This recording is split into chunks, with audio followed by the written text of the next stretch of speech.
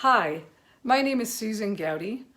I'm the author of The Journey from Fear to Love is Shorter Than You Think and 10 Ways to Eliminate Drama from Your Life, Easy Ways to be more successful and productive in your work and in your life.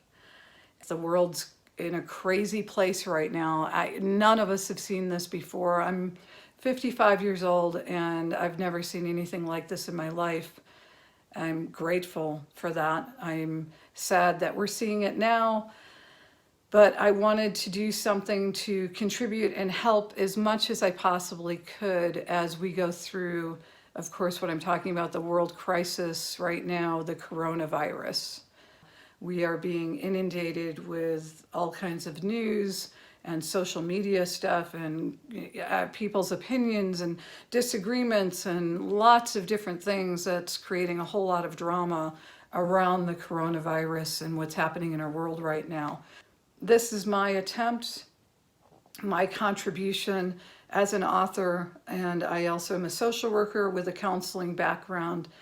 And I wanted to do something to help as much as I can, to help as many people as I can, including myself, to get through this.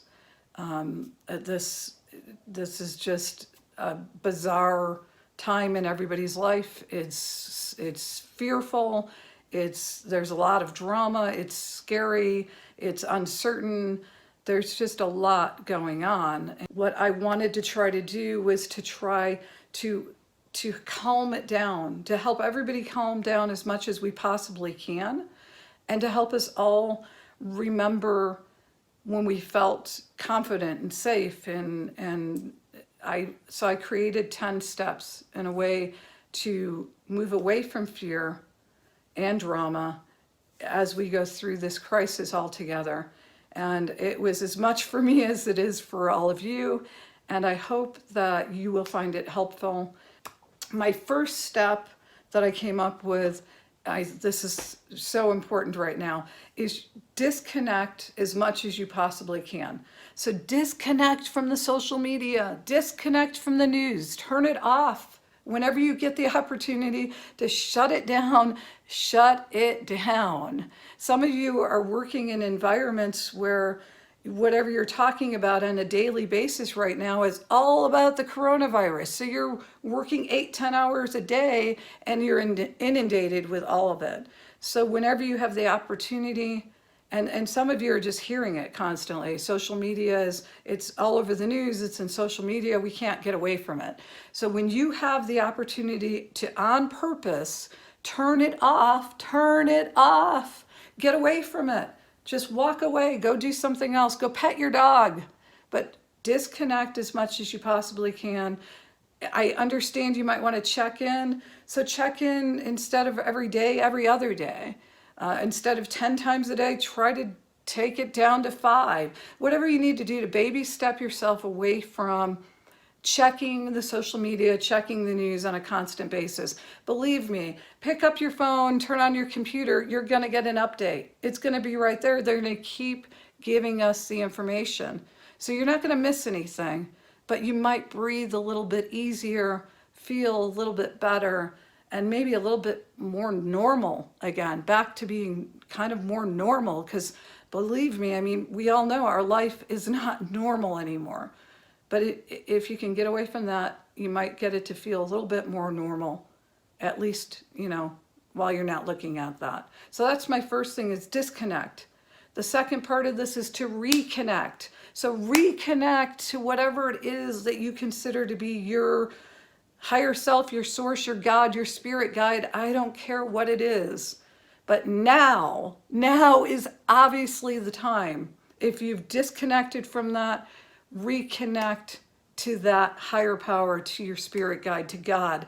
It's God for me. So I'm just going to use God for the rest of this video. And this is not about religion.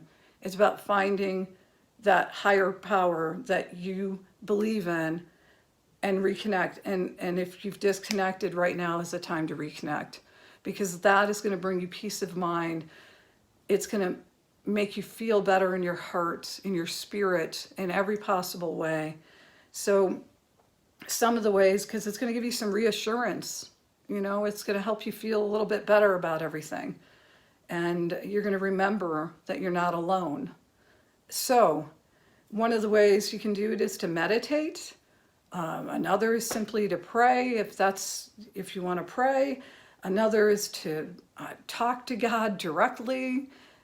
Anything that works for you, but to try to find the way to reconnect and to calm yourselves down and to remember that you're not alone, and that there is a higher power watching over, or that's with you at all times.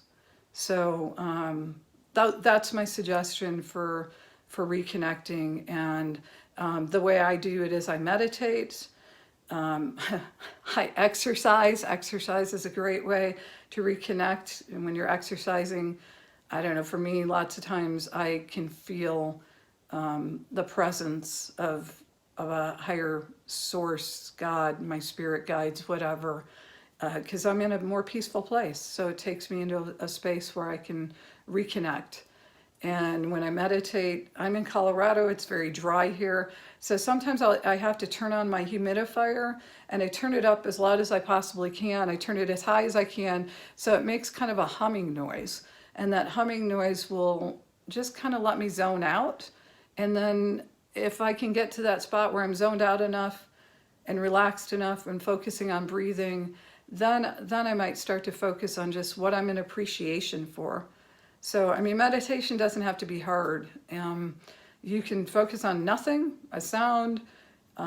If you need something to focus on something you appreciate and that you're grateful and thankful for, and just focus over and over on that.